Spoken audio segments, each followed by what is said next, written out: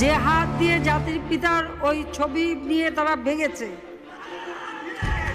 তাদের যা উপযুক্ত করা উচিত সেটা করতে হবে। কিন্তু যিনি আমাদের জাতির পিতা, যার আইন আছে, সেখানে হাত দেবে এত সাহস কোত্থেকে পেল?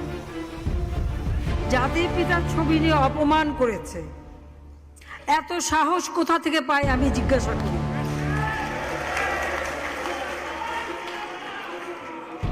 আমি জানি না আমাদের হাই কমিশনার এখন কারা বসেছিল এবং তারা সেখানে কিছুই করতে পারলো না কেন, সেটাও বড় প্রশ্ন।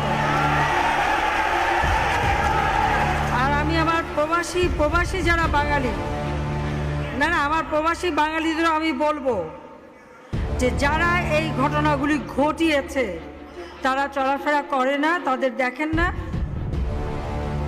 যে হাত দিয়ে জাতির পিতার ওই ছবি নিয়ে তারা ভেঙেছে, তাদের যা উপযুক্ত করা উচিত সেটা করতে হবে।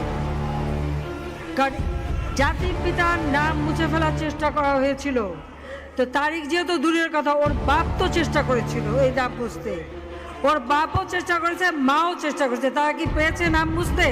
পারে নাই। ইতিহাস কখনো কেউ চাপা দিতে পারে না। আর জাতির পিতা তার 7 মাসে ভাষণে বলে গেছে যে বাঙালিকে কেউ দাবায় রাখতে পারবে না, পারে নাই দাবায় রাখতে।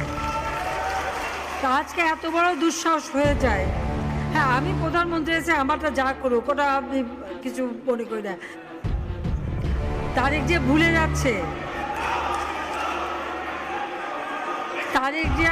যাচ্ছে, যে তার মা দুর্নীতি করে জেলে গেছে, আজকে তার